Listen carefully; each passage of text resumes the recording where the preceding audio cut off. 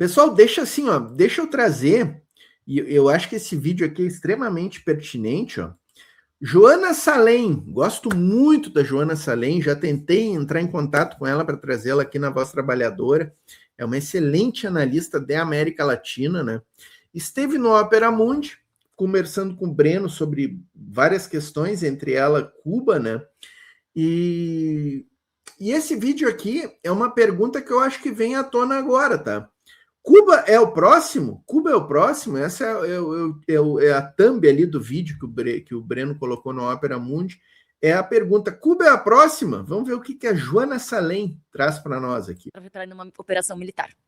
Infelizmente, eu acho que é isso. Por quê? Porque se nem na Venezuela ele conseguiu desenvolver uma oposição interna capaz de representar os seus interesses, muito menos em Cuba ele conseguiria. Na Venezuela, existiu durante muito tempo uma oposição robusta, ativa, existe, né? Uma oposição robusta, ativa, que teve dezenas de candidatos no processo eleitoral de 2024, né? E que se organiza, está fragmentada, está fragilizada, é hegemonizada por um setor de extrema-direita que é criminoso, que é golpista, né? E que perdeu moral internacional depois do caso Guaidó, né? Do presidente autoproclamado, que nunca deu certo essa estratégia. E aí a oposição venezuelana se enfraqueceu.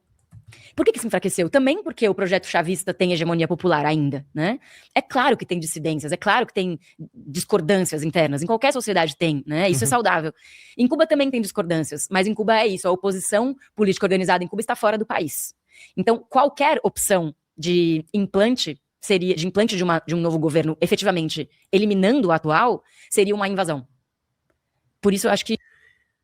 Em outras palavras, Cuba não tem quinta colunas, né? Cuba não tem os vendilhões da pátria dentro do seu território. Isso aqui que a Joana Salem está trazendo, pessoal, é o fator mais importante no Irã, na Venezuela, em Cuba e nós aqui no Brasil. Nós estamos assim cercados de vendilhões, cercados de traidores da pátria, de quinta colunas, eles estão atuando à luz do dia, sabe? 2 deles já são pré-candidatos à presidência, Flávio Bolsonaro e o Caiado, 2 entreguistas, né? E isso que a Joana Salem está trazendo em Cuba, não. Em Cuba eles estão em Miami. Então, só com invasão em Cuba. Não tem como fazer desestabilização com a atuação dos quinta colunas. Na Venezuela, a gente viu os quinta colunas atuando, especialmente ali no período eleitoral, da eleição que o Maduro venceu, né? E nos dias seguintes à eleição. Mas é muito menos o contingente de quinta colunas na Venezuela do que aqui no Brasil, inclusive. O grande problema nosso aqui no Brasil são esses quinta colunas, tá, pessoal? Esses caras são o nosso grande perigo para a nossa soberania. Essa é a estratégia.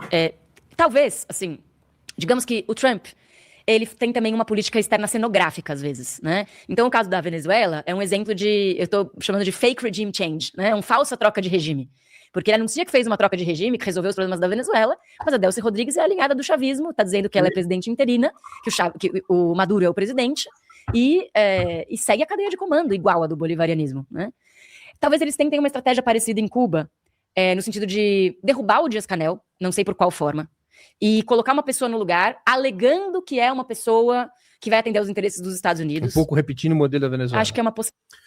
Isso aqui me causa um certo temor, né? Ontem eu participei do Cubanias com a Lina Noronha, e inclusive nós vamos retransmitir aqui no canal no final de semana, aí no sábado. Eu acho que no sábado, às 14 horas, a gente retransmite a minha participação lá no Cubanias. Eu falei para a Lina que o meu temor em Cuba é o assassinato do Díaz-Canel.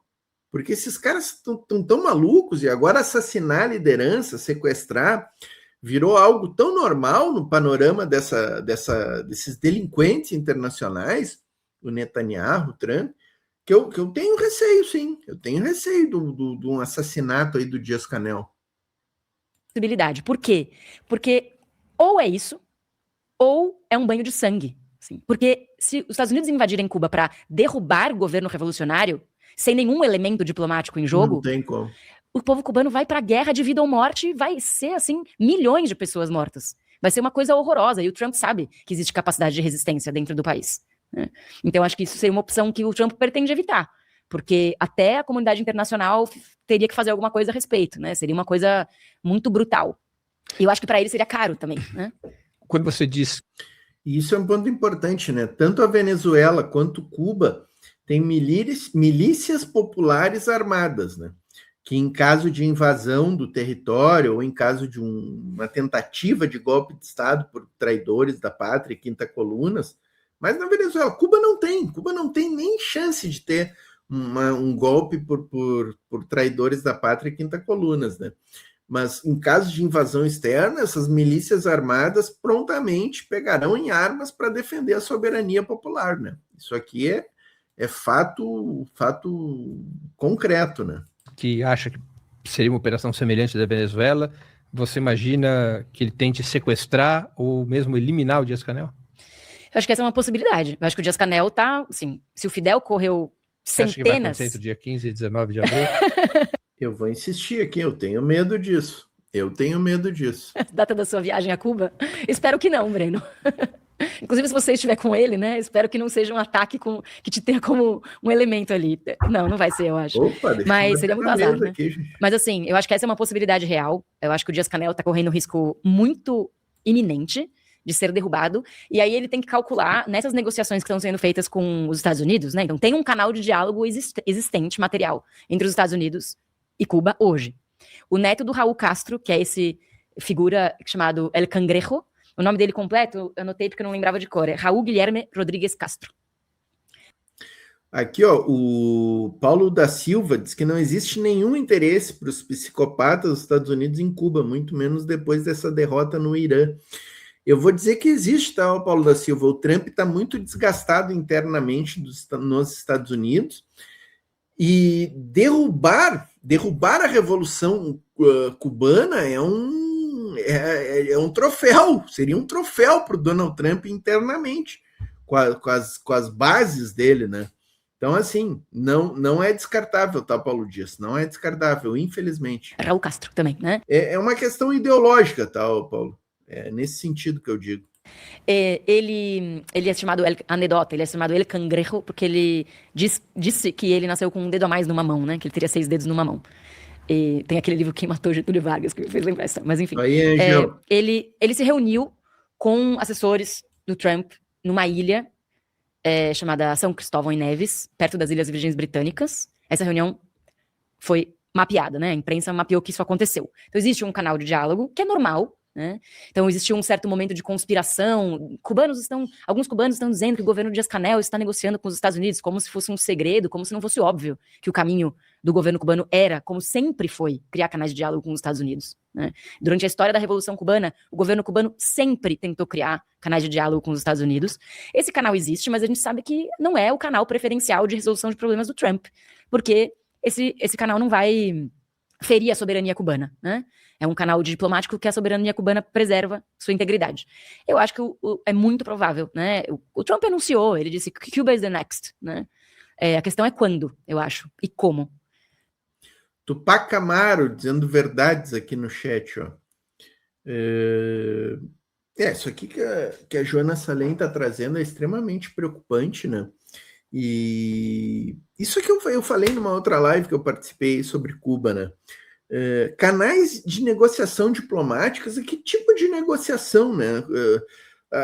Os Estados Unidos aqui eu tenho que concordar com o camarada que colocou antes, o Paulo Silva, né? Que os Estados Unidos não têm interesse nenhum em Cuba, a não ser a derrubada do regime, é o único interesse que eles têm, né? Então, os Estados Unidos não têm interesse diplomático com Cuba, né? E é por isso, inclusive, como a Joana Salem falou, isso aqui é verdade, o Fidel nunca se negou a fazer diplomacia e negociar com os Estados Unidos, e conversar, dialogar. Aliás, o Fidel era um dos maiores diplomatas, né, da história da humanidade, nunca se negou a conversar com ninguém, pelo contrário, adorava, né, um bom diálogo, uma boa diplomacia, né. Então, assim, Cuba sempre esteve aberta, né, os Estados Unidos é que como com a sua política externa do Big Stick, não estão dispostos a diálogo com ninguém. A gente está vendo isso aí acontecer. O Trump desmascara, descortina todas as falácias e farsas da narrativa imperialista, da propaganda imperialista, né, de que os Estados Unidos são uma democracia, que que levam liberdade pelo mundo. Não, os Estados Unidos levam só opressão pelo mundo afora, guerras, opressão e sofrimento para os povos do mundo, né? E quem vai assumir no lugar do Díaz-Canel? Eu acho que existe... O Marco Rubio falou uma coisa assim, o governo cubano precisa mudar, mas não tudo de uma vez. E acho que isso é uma pista, né, de que eventualmente eles estejam fazendo algum tipo de planejamento estratégico, no sentido de tirar o Díaz-Canel, colocar uma nova liderança que, para o trumpismo, vai ser anunciado como um implante, uma vitória dos Estados Unidos, mas que para dentro de Cuba vai ser uma solução de autoproteção da soberania cubana. Pouco como é o caso venezuelano. Eu acho que existe essa possibilidade. Isso aí, Edivaldo. Mas isso, você acha que não vai ser pelo caminho da negociação, vai ser pelo caminho de uma operação militar? Eu acho que alguma operação militar vai acontecer, porque isso é importante para o capital político do Trump. Mas ela precisa ser barata, porque o Trump já está gastando muito dinheiro na guerra do Irã. A guerra do Irã está muito mais cara do que o planejado. Inclusive porque a Europa, pela primeira vez em muitos anos, resolveu não se submeter imediatamente ao interesse do Trump. E quando ele pediu ajuda para desbloquear Hormuz, até a fascista da Meloni disse que não ia ajudar, que estava negociando com o Irã a passagem dos navios italianos. Então, assim, o Trump ficou mais sozinho do que imaginava nessa questão. A guerra está muito cara, isso contraria os interesses eleitorais das midterms de agora. A sua própria base critica isso. Então, tem que ser uma operação barata. Por isso, não pode ser um banho de sangue. Né? Você acha que esse... O pessoal tá numa batida no chat aqui, ó, de um Cuba Libre com Guaraná. O Cubaraná Libre, diz o Sidney Kripa. Vocês estão de brincadeira comigo, gente. Vocês estão de brincadeira comigo.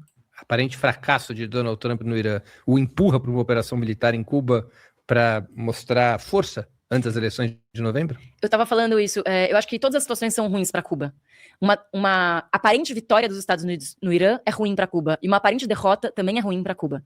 Porque Cuba pode ser usada como moeda de troca para fazer uma limpeza de imagem do Trump em qualquer circunstância. Um exemplo, o governador da Califórnia. Um democrata. Também esqueci o nome dele agora. Ele fez um discurso recentemente dizendo que apoiava a política trumpista em relação a Cuba e Venezuela. Então, se a guerra do Irã tá cara, e os democratas têm esse argumento para criticar, eventualmente, o alinhamento democrata com a política trumpista em relação a Cuba e Venezuela parece que tá mais forte, né? Pelo menos... É aqui que a gente diz, né, que democratas e republicanos é só um disfarce para um sistema unipartidário, é um partido só, com uma divisão ali, com pequenas discrepâncias, mas a visão deles em política externa é a mesma, né? Jonas Salem acabou de falar aqui, né? Democratas aplaudem a política externa de Trump para Cuba e Venezuela. Desse setor democrata, que é mais hegemônico, né? Não da esquerda democrata. E isso mostra que existe uma margem interna para o Trump fazer operações desse tipo, desde que elas não custem muito para o Estado americano. E a operação na Venezuela, pelo que eu entendi, foi muito eficiente nesse sentido. Foi rápida, teve mortes, mas não teve... Né? Mas foram poucas mortes, comparando com o que está acontecendo no Irã, né?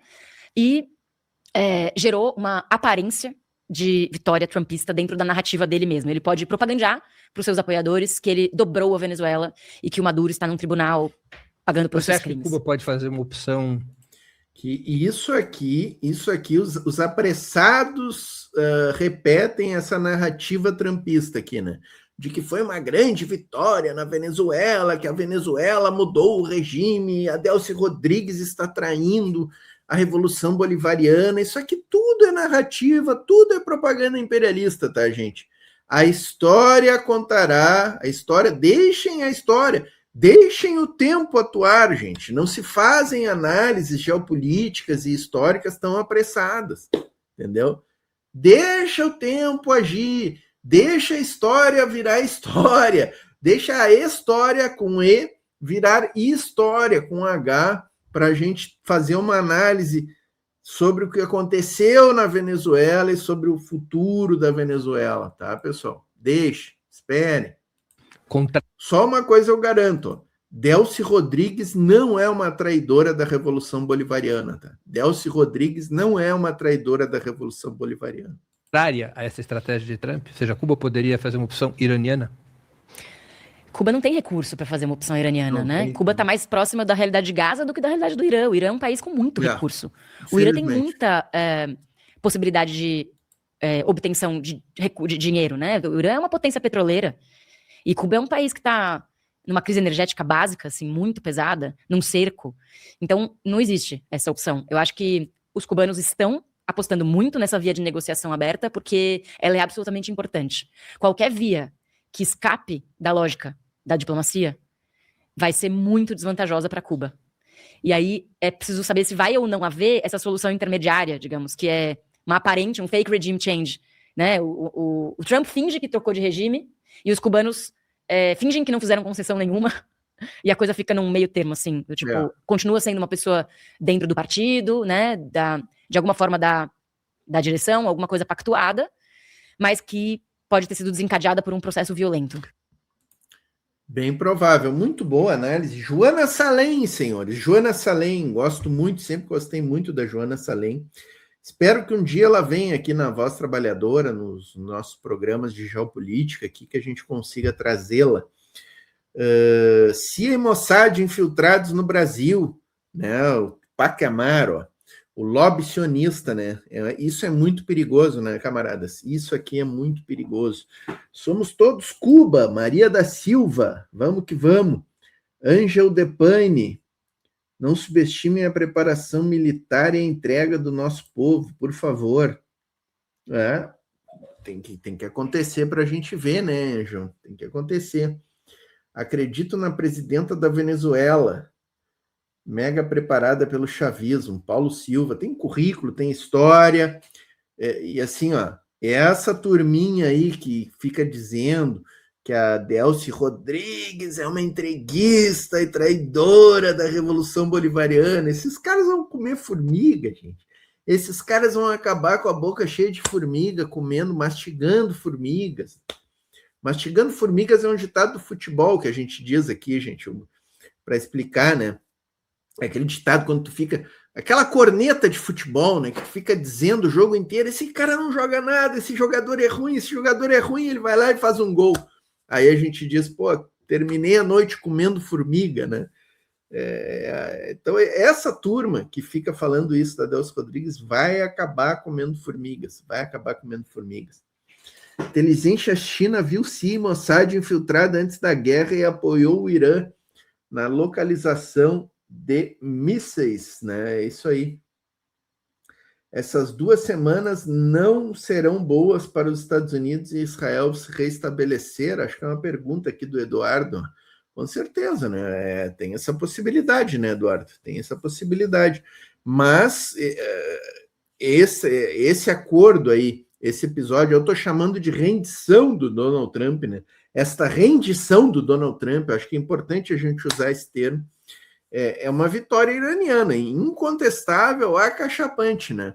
Especialmente porque o Irã fica com o controle do Estreito de Hormuz, cobrando pedágio, como eu acabei de trazer aqui, para custear as indenizações decorrentes dos estragos que o sionismo e o imperialismo fizeram em território iraniano, né? Então, é isso, né? Edivaldo Souza, temos que esperar mais sobre essa questão da Venezuela, não dá para bater de frente no caso dela. É evidente, né? É evidente. As forças armadas, as embarcações de guerra estadunidenses ainda estão ali na costa venezuelana, gente. A Venezuela inteira está sequestrada, não é só o Maduro que está sequestrado e a Cília Flores, é o país inteiro. O chavismo inteiro está sequestrado pelo Donald Trump. Então, assim, quem não consegue entender os limites no qual a Delcy Rodrigues está atuando como presidenta encarregada, ela não é nem... A Delcy Rodrigues não é nem presidenta constitucionalmente eleita na Venezuela, ela é encarregada, enquanto o Maduro estiver sem condições de retornar ao cargo, né? Então, é assim, uma situação extremamente dificultosa e complicada e chantageada, né? Uma chantagem à luz do dia que o Trump faz em relação à Venezuela, né? E quem não compreende isso, gente, sinto muito, são analistas fraquíssimos para mim. Para mim, são analistas fraquíssimos que não conseguem compreender essa situação toda, né? Cristiano Bispo aqui conosco, o Eiraldo, grande camarada Eiraldo. Trump conseguiu os objetivos da guerra, vai abrir pela metade um estreito que sempre esteve aberto. Estados Unidos merece o Trump. É impressionante, né? Impressionante. Mas ele ganhou dinheiro, tá, Heraldo? Ele ganhou bilhões, os apoiadores deles ganharam bilhões, né? Bibi vai se lascar sem o apoio dos Estados Unidos, diz a Lucy. Gurizada, vou fechar, já estamos com 11 da noite aqui, já me avancei bastante. A proposta era fazer uma horinha rápida, tá? Grande noite, né? Nós juntos aqui, ó, sempre mais de 800 ao vivo aqui. Quero agradecer vocês aí, quero agradecer quem deixou contribuições, ó, Regina Alves, Janete, Luiz Carlos Grejanin, novo membro, Cristiane Macri, novo membro, Miriam Simone, novo membro, Michelangelo, novo membro também, o Michelangelo, obrigado, camarada, obrigado por se tornar membro do canal. Ana Rosalina Pinto deixou um pingo, Regina Alves deixou pingo, a Janete deixou um pacote com 5 assinaturas, muito obrigado. O Mardar deixou um pingo, Antônio Prijo, novo membro do canal, Davi Bernardo deixou um pingo, Nordestino deixou um pingo, dizendo que republicano e democrata são tudo igual, tá certíssimo ele. Camarada Mohamed Ali, grande presença aqui, deixando um pingo, Regina Alves, a Letícia Fontoura deixou com aquele comentário gratuito de membros, e a Zona Laranja também chegou no comecinho da live deixando comentário gratuito de membros. Gurizada, fechamos. Obrigado aí todo mundo pela presença. Amanhã estarei aqui no Giro, tá? Às 14 horas com o Thiago Suman para fazer aquela resenha na finaleira. Às 15 horas estou com o Gilbert Martins no Brasil ao vivo. Vamos repercutir muito aí, com certeza, essa rendição do Donald Trump. Jornal dos Trabalhadores e Trabalhadoras às 9 da manhã, tá? Aqui no canal. Valeu, obrigado, pessoal. Paz entre nós. Guerra aos senhores.